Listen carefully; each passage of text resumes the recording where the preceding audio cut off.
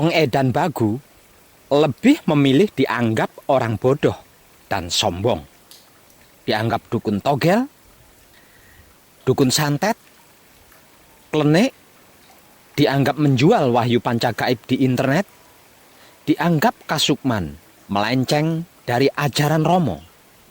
Namun, mengerti dan memahami cara menghargai sesama makhluk hidup, mengetahui cara memanusiakan manusia, dan mengutamakan etika sebagai seorang putra kekutangane Romo. Daripada orang pintar, tiap hari berbicara suci, kunci, tentram, pernah bertemu dengan Romo Sastro Hadijoyo, tiap patrap samadi mendapatkan dawuh dari Romo, tapi tidak bisa menghargai orang lain dan sibuk mencari-cari kesalahan, keburukan orang lain, dan kekurangan orang lain untuk dinilai, dibuli, dihina, bahkan difitnah dan dihakimi. Menganggap dirinya paling benar dan paling tinggi dibandingkan orang lain. Suatu ketika, saya sedang duduk santai beristirahat di tepi jalan, pinggiran Alas Roban, Batang, Jawa Tengah. Ketika dalam perjalanan pulang ke Gubuk Jenggolo Manik, Boyolali, Jawa Tengah, sesudah mengunjungi keluarga di Cirebon, Jawa Barat, di bulan November tahun 2018 yang lalu. Di sela-sela waktu merokok, saya meraih sebotol air mineral yang saya sisipkan di motor samping tempat duduk saya dan membuka penutupnya.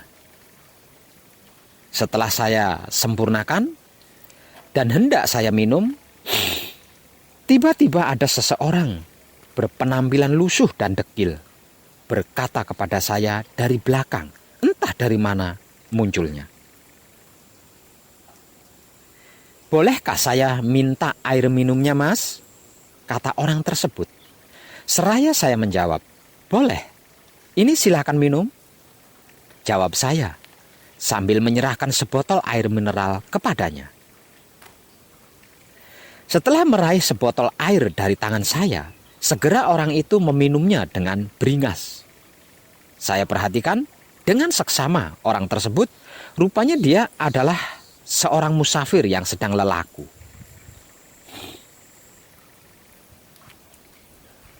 "Terima kasih, Mas," kata orang itu sambil mengembalikan botol yang airnya tinggal setengah.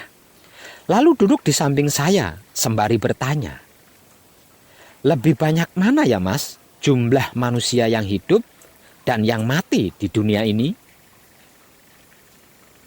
Spontan saya menjawab, "Sudah jelas dan pasti jumlahnya lebih banyak yang mati." "Kok bisa?" katanya. "Sebab walaupun terlihat hidup, jikalau tanpa kesadaran, sesungguhnya itu orang mati," jawab saya. "Terus, lebih banyak mana ya, Mas, orang kaya dan orang yang miskin di dunia ini?" tanyanya selanjutnya. "Ya sudah jelas dan pasti jumlahnya lebih banyak yang miskin ketimbang yang kaya," jawab saya. "Kok begitu?" katanya. "Karena walaupun punya harta benda, kalau kesadarannya tidak cerdas dan universal, sesungguhnya orang itu yang miskin.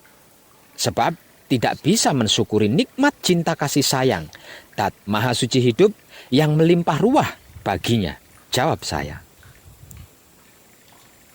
"Kalau jumlah lelaki dan wanita lebih banyak yang mana, Mas?"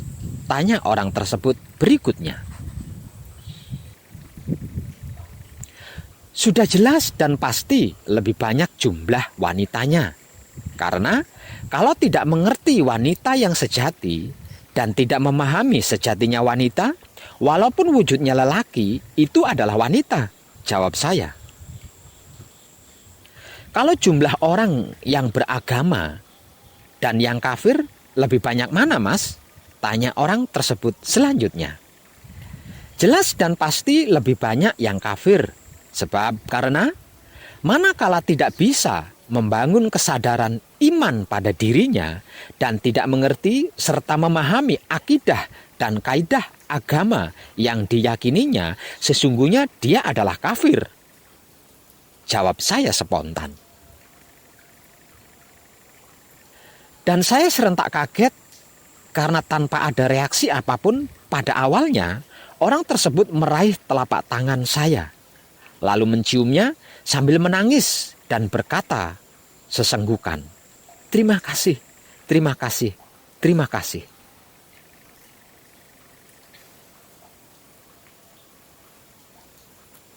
Saya gugup dan serba salah. Harus melakukan apa pada saat itu? Kecuali diam sambil tengok-tengok tidak jelas.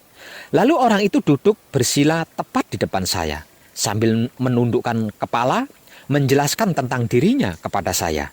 Sebut saja namanya Abdullah dari salah satu pondok pesantren di daerah Banten. Abdullah ini ternyata seorang santri dari pondok pesantren terkenal di wilayah Banten. Dia sedang melakukan perjalanan panjang untuk menjalankan tugas dari kiai, sepuhnya atau gurunya, yaitu mencari orang yang bisa menjawab 4 pertanyaan yang ditanyakan kepada saya dan sudah saya jawab tadi. Abdullah sudah berkeliling Pulau Jawa selama 1 tahun lebih dan sudah bertanya ke banyak orang yang dianggapnya mumpuni. Namun tidak satu pun jawaban yang dapat memuaskan rasa dan perasaannya. Sebagai seorang santri yang dipercaya oleh seorang guru untuk mengemban amanat.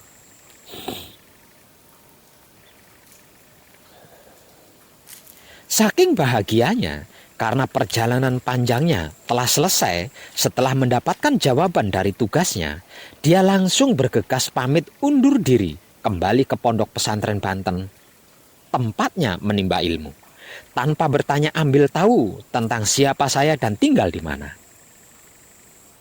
Setelahnya, dan saya pun tidak memperkenalkan diri saya kepadanya, karena dari awal hingga akhir saya tidak punya kesempatan waktu untuk memperkenalkan diri saya kepadanya. Singkat punya cerita, setahun lebih kemudian setelah kejadian itu, tepatnya bulan November tahun 2020, sepulang kadangan dari Jakarta, saya istirahat di pinggir alas roban Batang lagi. Setelah memarkir mobil di tempat yang aman dan nyaman, saya membuka sedikit kaca mobil, lalu tidur di dalam mobil. Namun belum sempat memejamkan mata, terasa kebelet pipis. Saya tidak ingat kalau setahun lebih yang lalu, pada bulan November 2018, saya pernah istirahat di tempat yang sama ini. Hanya saja dulu saya menggunakan motor dan sekarang saya menggunakan mobil. Sambil menenteng sebotol air untuk bersih-bersih, saya tengok-tengok mencari tempat kencing yang aman dan nyaman. Hingga mata saya tertuju pada sebuah gubuk yang berdinding kardus, bercampur kain-kain bekas, yang terletak di bawah rerimbunan pohon jati. Saya kira itu tempat kencing yang disediakan oleh warung-warung yang ada di tepian alas roban. Saya pun menujunya, namun ternyata itu bukan tempat kencing, melainkan tempat tinggal seseorang. Di dalam gubuk itu ada seseorang yang sedang menggeram, ngeruguh-ngeruguh kalau istilah Jawanya, menahan rasa sakit. Saya pun nekat memberanikan diri untuk masuk memeriksanya. Nuwun.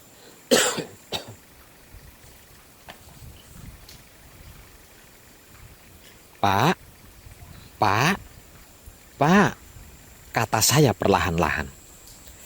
Tolong saya, kata orang yang ada di dalam gubuk itu. Bergegas saya masuk dan meraihnya. Ternyata orang itu sedang demam. Suhu badannya panas tinggi. Saya berusaha menolongnya. Walau bau badannya tidak karuan, setelah saya minumi bodrek dan neoremasil pada saat itu, karena saya hanya memiliki obat itu di dalam mobil.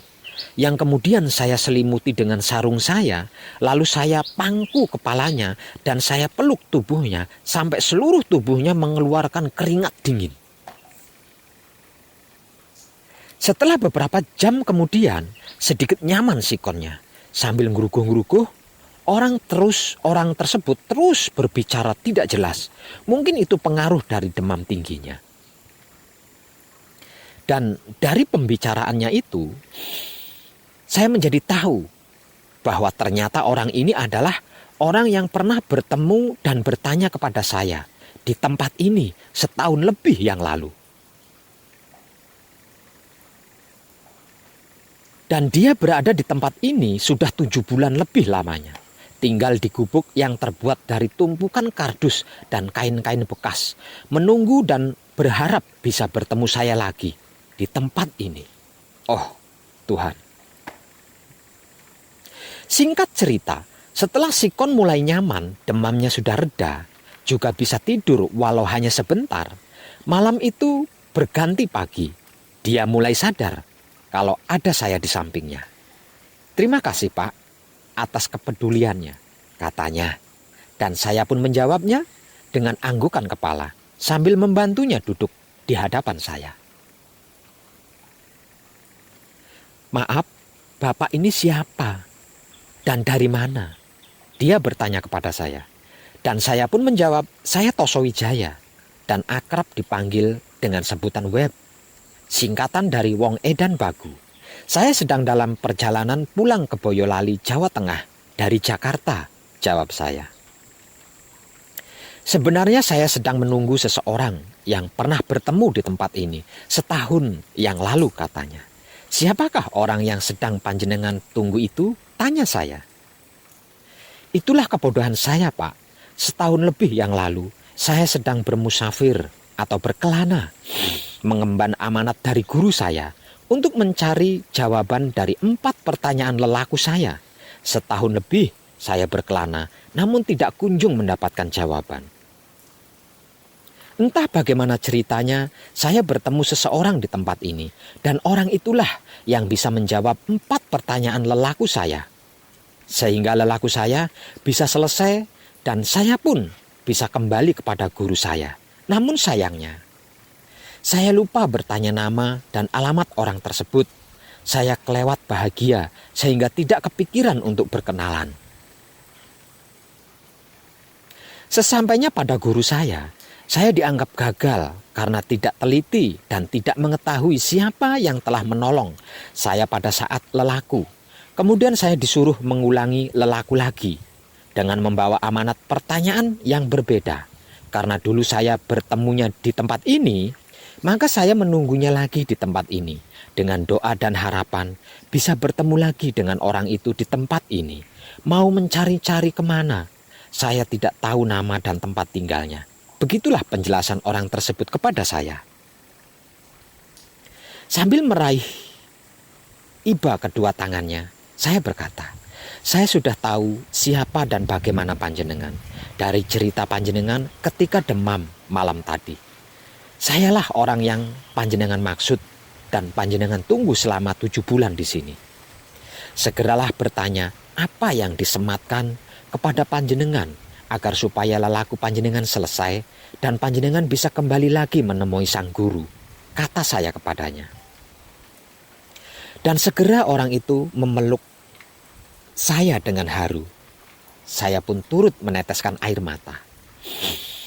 Terima kasih, terima kasih, terima kasih, katanya tiada henti. Tidak berselang lama kemudian, dia mulai bertanya, menanyakan apa yang disematkan oleh gurunya. Saya diamanati untuk mencari jawaban dari pertanyaan-pertanyaan berikut ini. Di manakah kedudukan budi? Di manakah kedudukan iman? Dan di manakah kedudukan kuat? Saya pun menjawab, di otak kedudukan budi, di hati kedudukan iman, dan di kelamin kedudukan kuat. Masih ada lagi? Tanyakan semua yang diamanatkan oleh sang guru kepada panjenengan. Saya akan berusaha menjawabnya dengan iman, kata saya. Sambil menatap sendu wajah saya, dia mulai bertanya lagi. Apa yang lebih pahit dari semua yang pahit? Apa yang lebih manis dari semua yang manis? Yang lebih pahit adalah dunia, menurut mereka yang miskin. Sedangkan yang lebih manis, menurut mereka yang kaya. Yang lebih bebal adalah mereka yang bodoh, tidak mengerti sastra suci. Yang disebut melihat adalah mereka yang dapat memahami Dat Maha Suci hidup. Jawab saya. Di manakah yang lebih dekat dengan kebahagiaan dan penderitaan? Di dunia inilah yang lebih dekat dengan kegembiraan dan kesengsaraan. Itu semua kehendak Dat Maha Suci hidup. Lanjut kata saya. Masih ada lagi? Katanya sambil menunduk.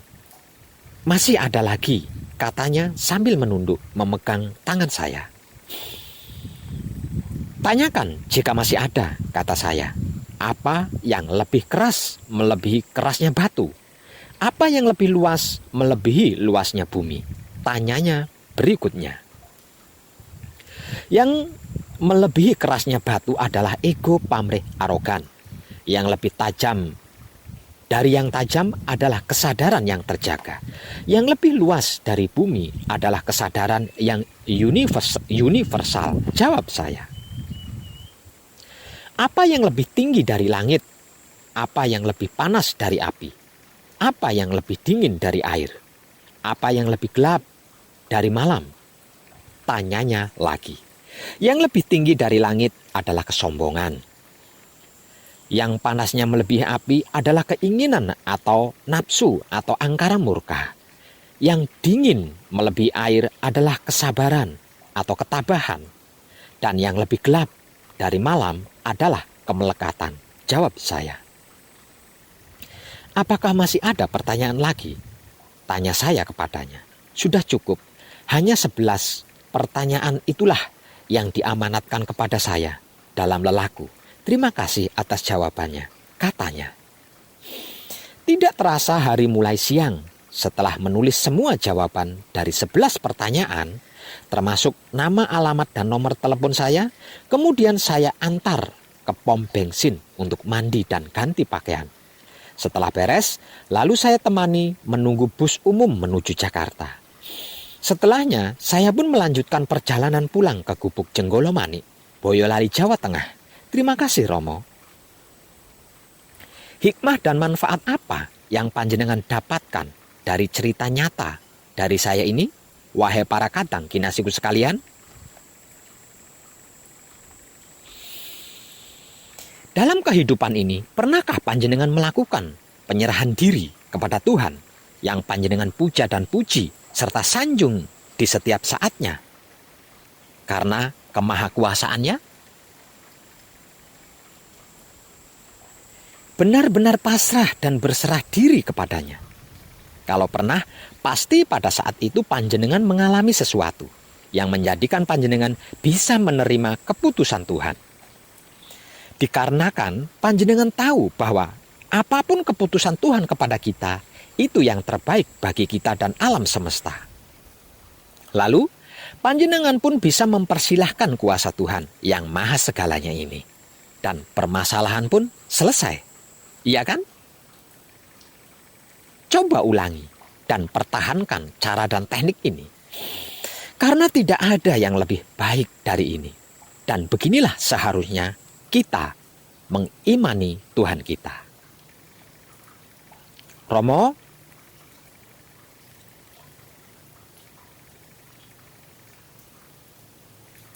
aku pasrahkan dan berserah diri hanya kepadamu. Karena aku sudah capek, lelah dan letih dengan semua ini. Aku baik jadi omongan orang, tidak baik jadi omongan orang. Aku kaya jadi omongan orang, aku miskin jadi omongan orang. Aku sehat jadi omongan orang, aku sakit jadi omongan orang. Punya hutang jadi omongan orang, tidak punya hutang jadi omongan orang. Bahkan diam pun tetap jadi omongan orang. Aku capek, Romo. Aku lelah. Aku letih. Pusing. Aku menyerah pasrah diri kepadamu. terserahmu. Jikalau kita benar-benar bersungguh-sungguh pasrah, berserah diri totalitas kepadanya.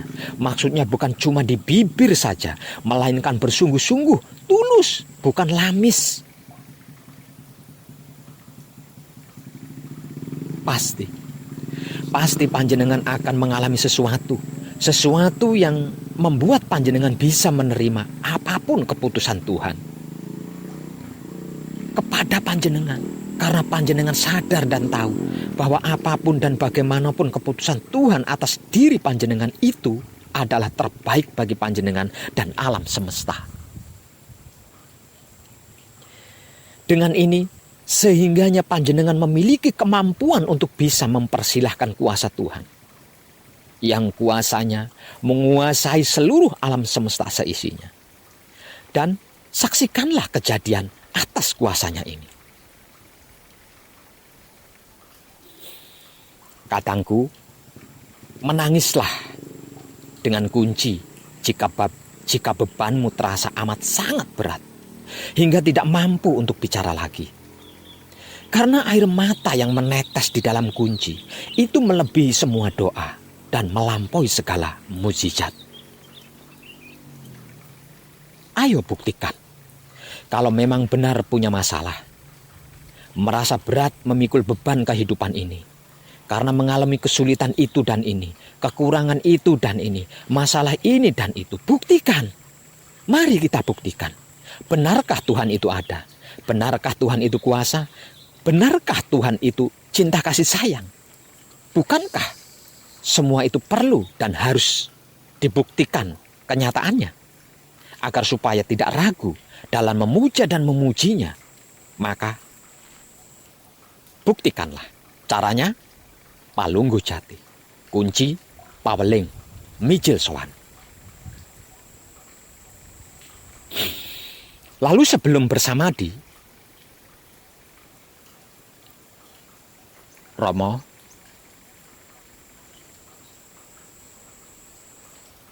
aku serahkan semua keluarga besarku, anak istriku, bapak ibuku, adik kakakku, saudara-saudariku, semuanya tanpa terkecuali.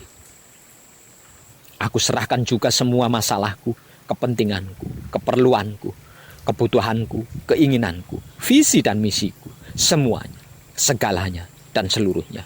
Aku serahkan dan aku pasrahkan hanya kepadamu, Romo. Aku sudah lelah, capek, letih dengan semua itu dan ini. Jika Engkau menghendaki aku tidak berkumpul dengan keluargaku, aku harus hidup seorang diri, jauh dan tanpa keluarga. Sungguh aku terima keputusanmu ini dengan rela, pikir, legowo batin, dan ikhlas syahwat. Karena aku tahu, apapun dan bagaimanapun keputusan kehendakmu adalah terbaik bagiku dan alam semesta. Silahkan ambil alih semuanya dariku. Ambil alih segalanya dariku. Ambil alih seluruhnya dariku.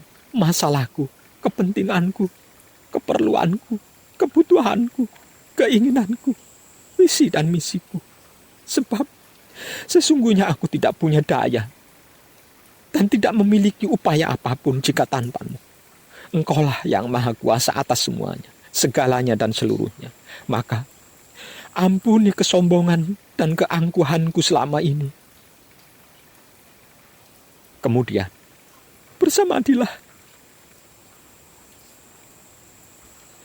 Duh Gusti, Ingkang Maha Suci, pencipta dan penguasa alam semesta seisinya, ibu, bapak dari segala ilmu pengetahuan, asal usul nenek moyang semua makhluk.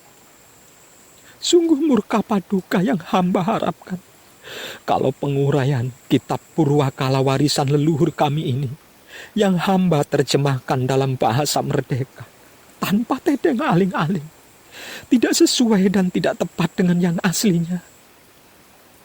Ini saya lakukan untuk kesadaran rasa cinta kasih sayangku kepadamu dan seluruh makhlukmu, supaya tidak ada lagi kecurangan dan kebohongan terkait tentangmu. Dengan ini, saya telah menyampaikan firman-Mu kepada orang-orang yang saya cintai, kasih dan sayangi. Maafkanlah saya jika apa yang telah saya sampaikan kepada orang-orang yang saya cintai, kasih dan sayangi tidak membuat orang-orang yang saya cintai, kasih dan sayangi segera sadar dan menyadari akan kebenaran-Mu. Ampunilah orang-orang yang saya cintai, kasih dan sayangi, dan bukakanlah pintu hati mereka, dan terangilah dengan rahmat-Mu, agar tidak ada lagi kegelapan dan kesesatan di hati orang-orang yang saya cintai, kasih dan sayangi Romo. Damai di pikiran, damai di hati, damai di syahwat, damai, damai, damai, tentram Romo.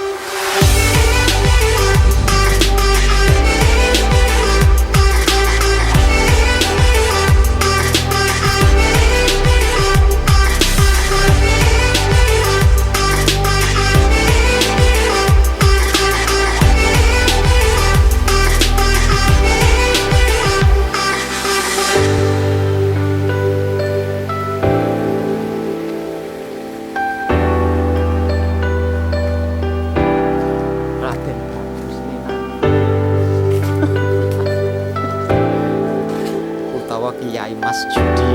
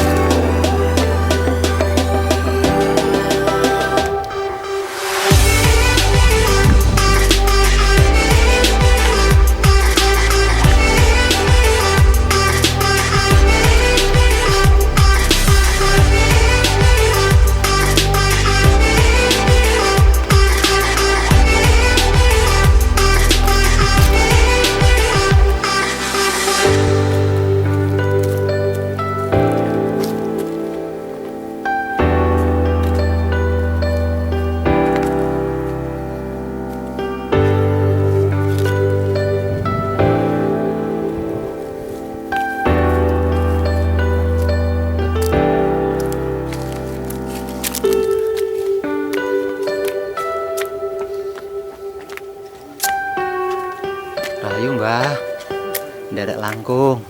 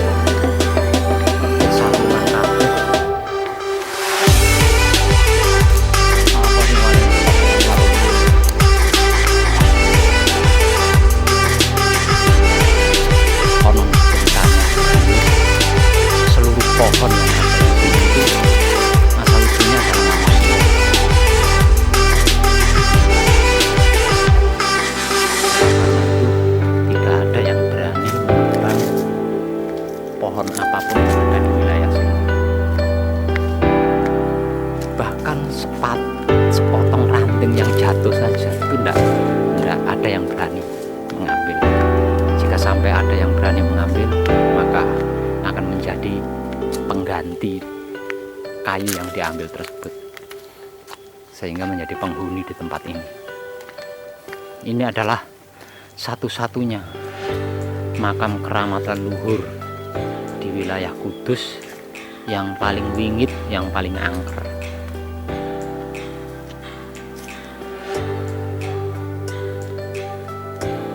Tempat di mana Raden Ayu, Dewi Nawangsih,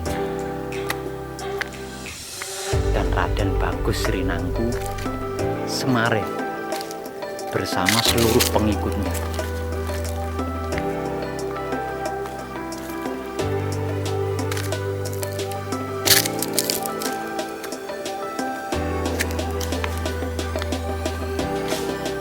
Namun sayang tempat ini disalahgunakan karena tidak sedikit warga setempat melayani permintaan-permintaan atau tujuan-tujuan para tamu dari luar kota Kudus yang intinya adalah mencari kekayaan tanpa harus mengeluarkan keringat.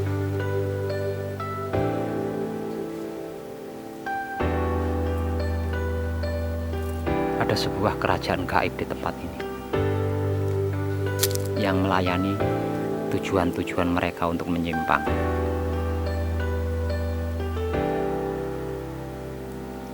Seperti apa tempatnya? Kita masuk ke dalam.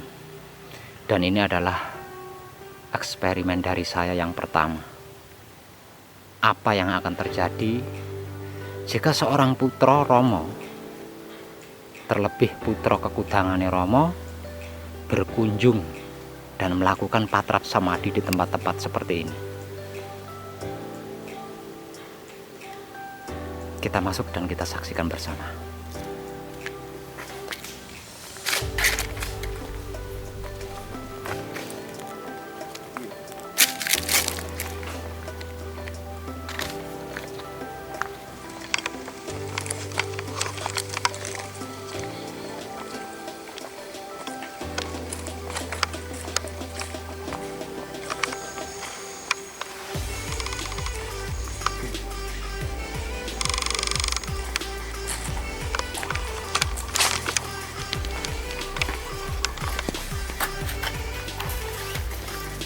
Ayo Mbah,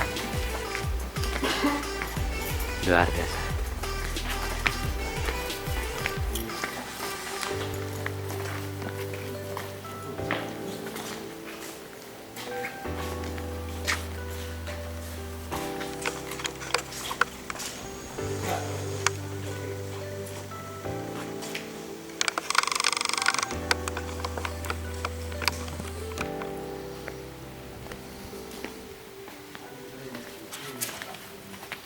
Enggak. Nah, ini area pesareannya. Pesarean Raden Ayu, Dewi Nawangsih dengan Raden Bagus Rinangku.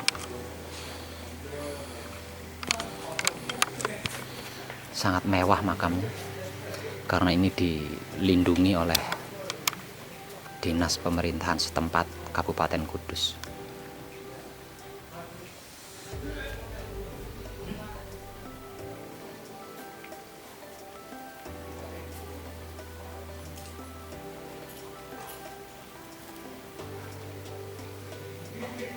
Mau tahu seperti apa tempatnya?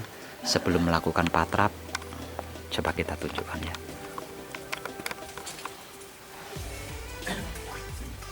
Nah, ini bentuk makamnya. Makanya di dalam, kalau mau tahu seperti apa ya harus pakai juru kunci. Kalau enggak pakai juru kunci ya kita duduk di sela-sela ini.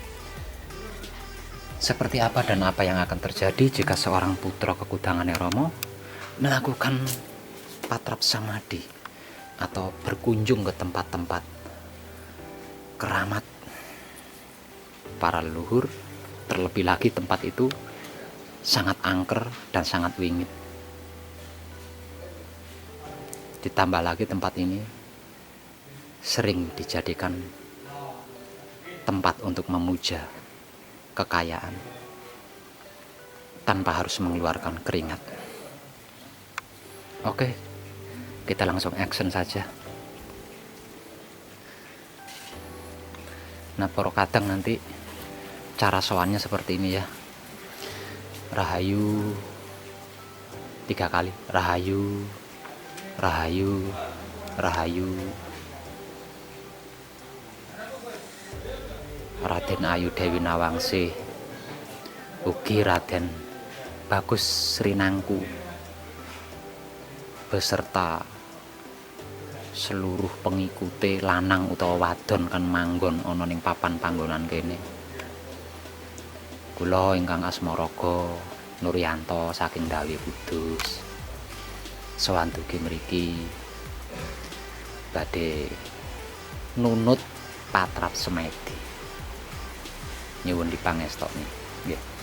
Nah terus mangke nganggene patrap samadhi manunggal jati mawon nggih.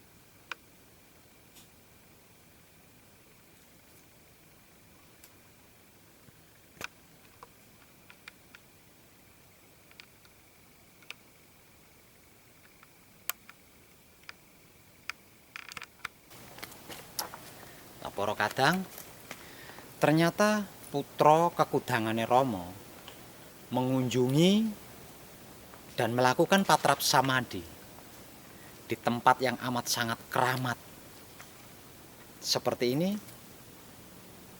tidak terjadi apa-apa. Nyaman-nyaman saja, aman-aman saja. Asalkan menggunakan anggah-ungguh, sopan santun, atau tata krama maksudnya.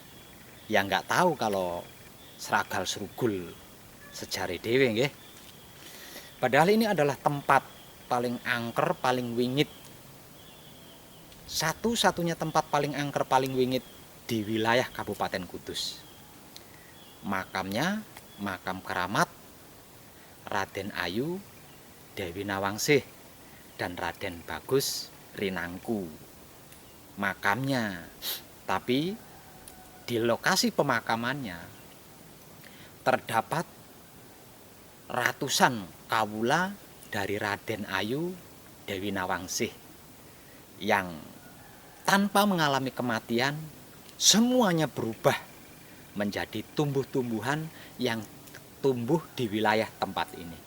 Ditambah lagi, tempat ini sering diselewengkan atau disalahgunakan bagi mereka-mereka yang ingin mengalami hidup sukses atau kaya raya tanpa mencucurkan setetes keringat pun. Jangan ditiru ya. Langkah selanjutnya saya akan mendatangi sebuah tempat, dan tempat yang satu ini tidak kalah angker dan wingitnya. Di manakah itu dan tempat apakah itu? Tak lain dan tak bukan adalah hutan atau alas pati ayam yang terletak di perbatasan 3 kabupaten, yaitu Kabupaten Pati, Kabupaten Jepara, dan Kabupaten Kudus. Hutan atau alas pati ayam ini merupakan satu-satunya tempat yang paling angker dan wingit menempati 3 perbatasan kota yang luar biasa ini. Seperti apa tempatnya? Ikuti saya dan saya akan melakukan patrap samadhi di tempat itu lagi.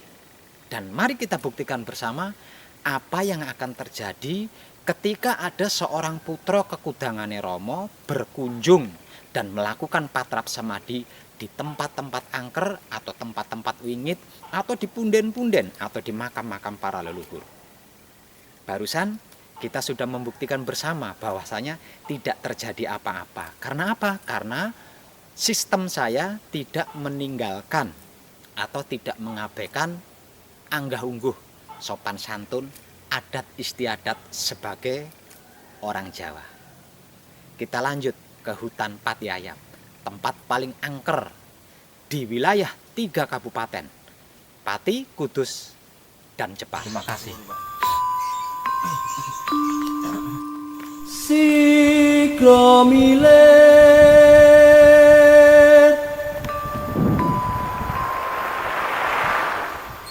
sing dadi pengayom donya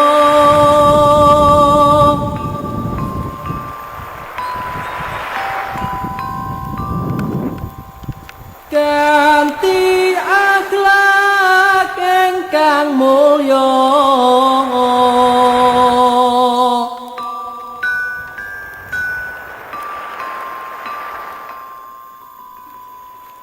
Budi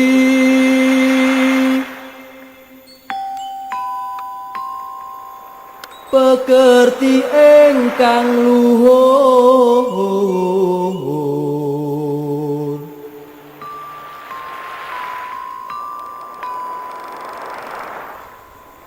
dadi arum donyane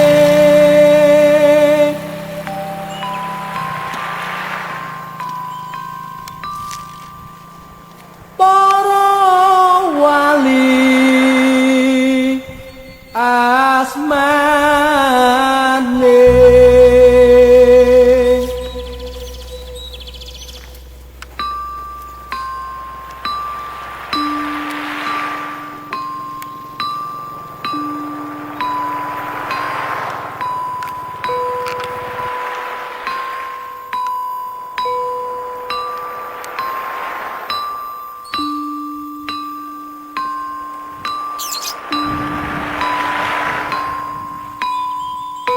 Dadosing rahina gumarati ratri ing gegana katon remu wancine wis panglong. Sang Sita Resmi datan jumedhul amung taranggana ingkang abyor ing kawang aglar gumelar eneng Cakrawala minangka dipaning ratri. Wis dumugi wae mangsa kala dumawahing kodrat saking pamngosing Gusti Allah ingkang Maha Welas Tuwin Maha Asih. Gusti Gung inggih sumber gung, sumbering sumber ingkang anyumberi dayaning sumberipun gesang. Nalika semono ana titahing Gusti ingkang asipat jalu tanapi. Manungsa katitah gesang wonten marcapada kedah nindakaken dayaning kesaenan. Amestudi ila ujaring para kina ingkang dahat pinundi-pundi. Sarta angluri Waksita Harja nulat edi endahing budaya luhur. Umiring sesanti testi sing tias marsudi mardawaing budaya tulus. Budaya ateges budidaya ingkang tuwa saking wisi ing penggalih. Wondene tulus saling pangesti ingkang tumuju marang kotamen pinaringake. Titah samparaning gesang kedah ngambah tataran ingkang sampun kawrak ing serat aturipun. Mangkene patrapipun wiwit anem amendenga laku ngurangi pangan turu sawetawis amemekak hawa nafsu dasarana andhap asa akanti awas emut aja tinggal wewekok ing kalbu mituhu wewarah kang makolei yen taberi anggo guru aja isin atetakon. Swaraning pradangga munia kadya asung pepuji pangastawa mring sedayaning gesang keparenga sami ngenut wirama sekar jero jagat alit kanthi sekeca.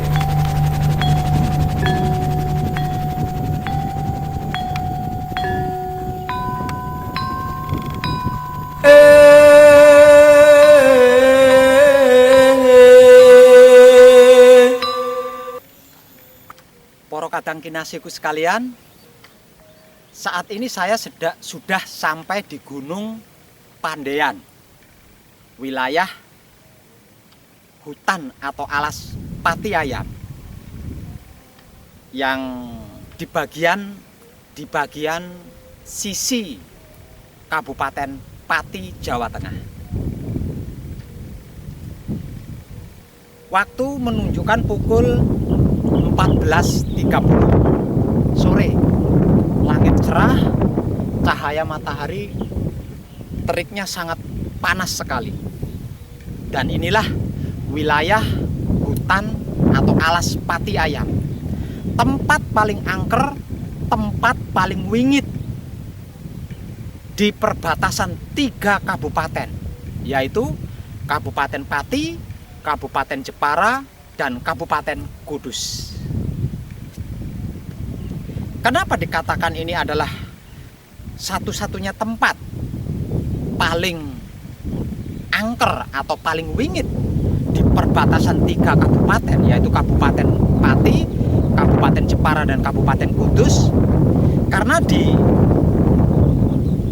perbukitan hutan Pati Ayam terdapat sebuah kerajaan gaib dari bangsa serigala. Di tempat ini dulu Sang Prabu Anglingdarma, raja dari kerajaan Malawapati, pernah bermasalah atau berurusan dengan bangsa siluman serigala. Sang Prabu Anglingdarma merasa bahwa perbukitan hutan Pati Ayam masih wilayah kekuasaan kerajaan Malawapati, sedangkan bangsa siluman serigala merasa bahwa ini adalah wilayahnya, dikarenakan dia bertahta kerajaan di tempat ini. Lalu Sang Prabu Anglingdarma mempermalukan 3 orang putri dari bangsa siluman serigala. Dan sebagai balasannya, lalu Prabu Anglingdarma dikutuk menjadi seekor belibis putih. Dan masih banyak lagi sejarah-sejarah yang tersimpan dan tersembunyi di perbukitan hutan Pati Ayam ini.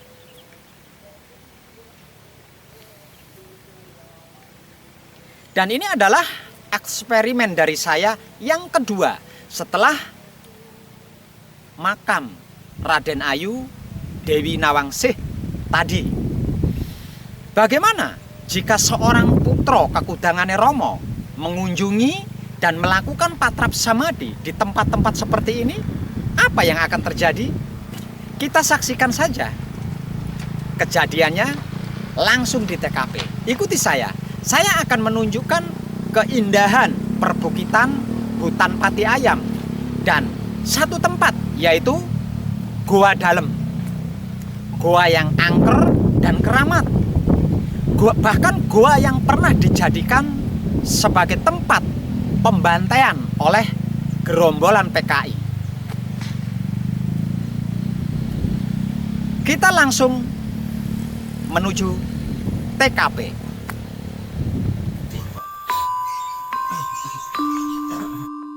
Sikro milet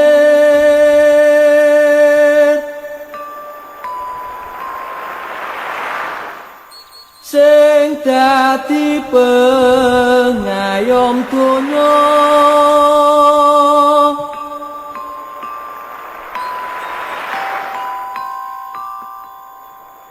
kanthi akhlak ingkang mulya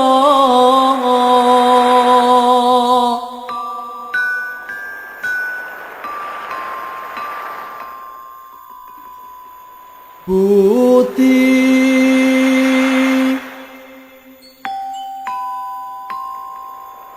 pekerti ingkang luhur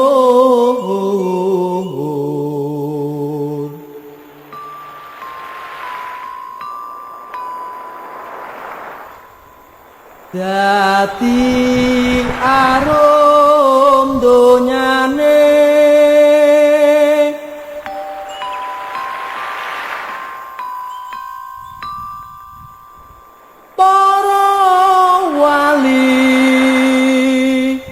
asmane.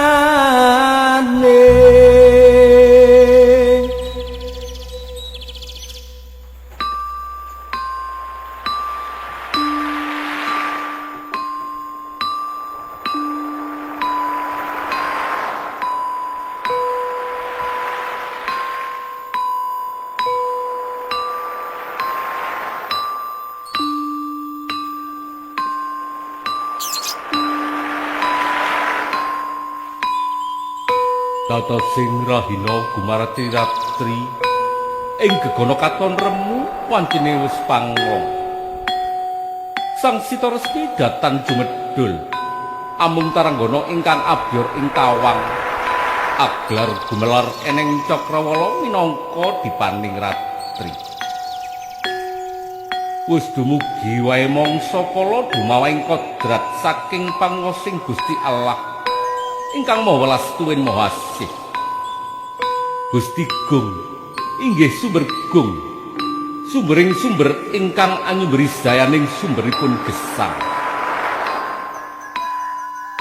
Nalika semono ana titahing Gusti ingkang asipat jalutan api.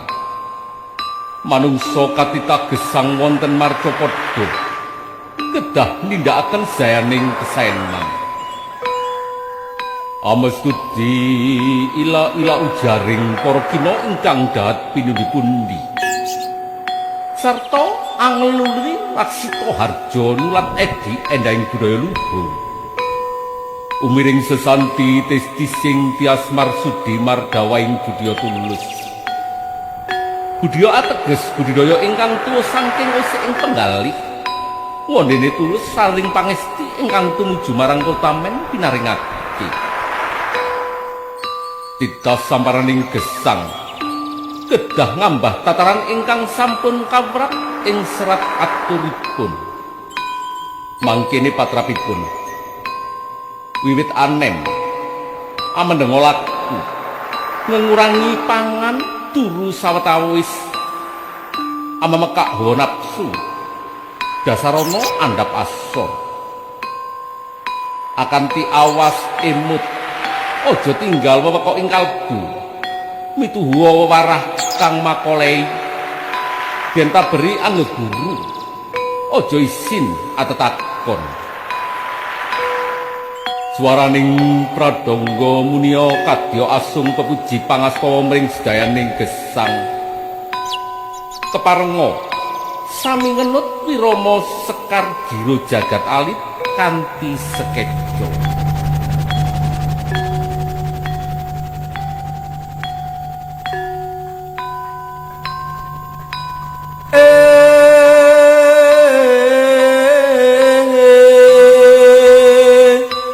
Para kadang saya sudah sampai di Gua Dalam.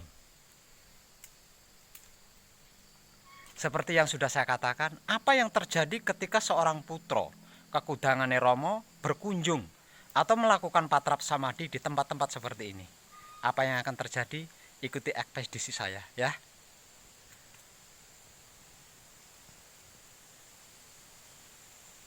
Nah ini para kadang bentuk Gua Dalam yang merupakan pintu gerbang untuk memasuki istana kerajaan Serigala yang berada di tengah-tengah perbukitan hutan atau alas Pati Ayam.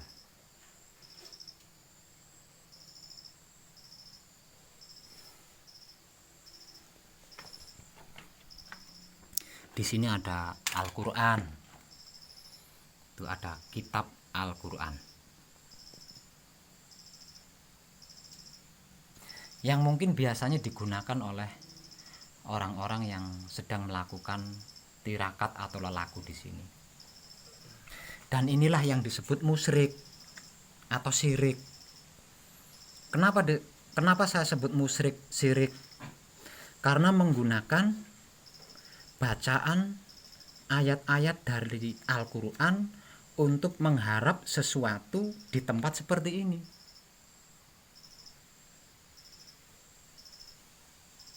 Bacaan ayat-ayat Al-Quran itu cocoknya di masjid, di musola, atau di rumah, bukan di tempat-tempat seperti ini. Nah, kalau dibaca untuk mengharap sesuatu di tempat-tempat seperti ini, lah itu yang namanya musyrik, namanya syirik, jangan ditiru ya. Gua ini berada dan berdiri sebelum ada agama di tanah Jawa Dwipa. Jadi Al-Quran ini tidak nyambung gitu.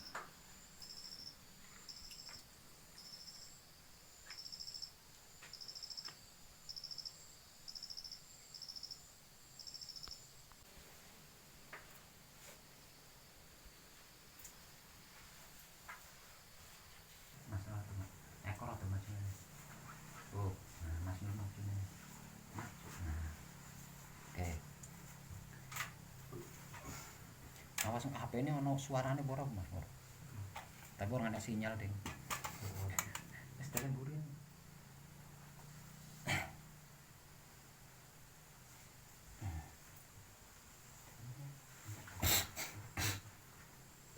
Ahmad rada maju nih. Wis. Siap ya.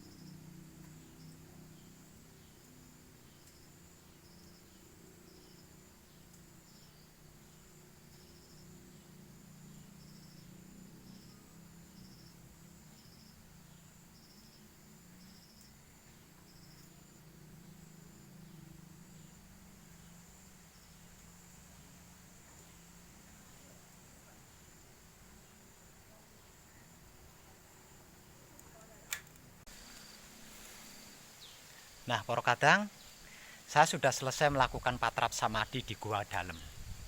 Gua yang merupakan pintu gerbang masuk ke kerajaan gaib.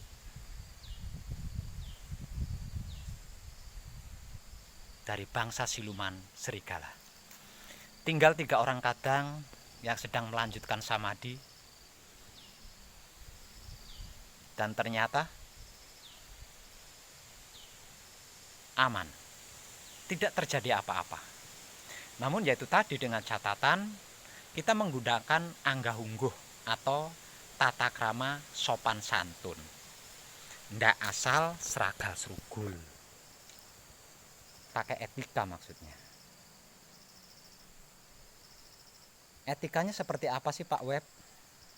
Tembungnya bagaimana sih Pak Web? Untuk tempat-tempat seperti ini sederhana. Sebelum melakukan patrap samadhi, kita ucapkan terlebih dahulu sebagai contoh seperti ini. Rahayu, Rahayu, Mbah Buyut lanang wadon, kang rumeksa ing papan panggonan kene. Rahayu. Kula ingkang asma Ragata Sawijaya, putra kakudangane Rama saking Boyolali. Sowan dugi mriki badhe nunut patrap samadhi. Nyuwun izin lan pangestu kanthi teguh Rahayu slamet. Baru kita melakukan patrap samadhi. Aman, tidak terjadi apa-apa. Malah mendapat sambutan yang luar biasa. Dengan ini, semoga tercerahkan dan mendapat hikmah atau manfaat bagi kita semuanya. Rahayu dan terima kasih. Sikro milir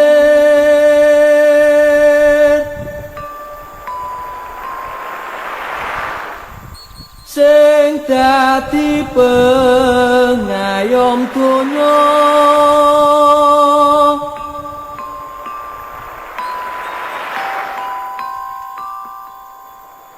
kanthi akhlak ingkang mulya.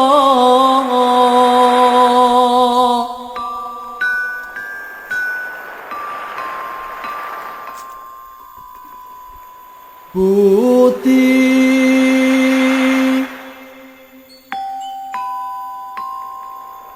pekerti ingkang luhur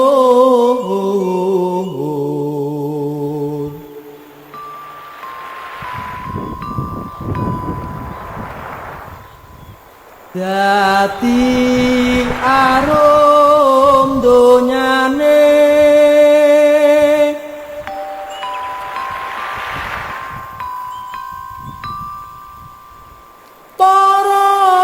wali asma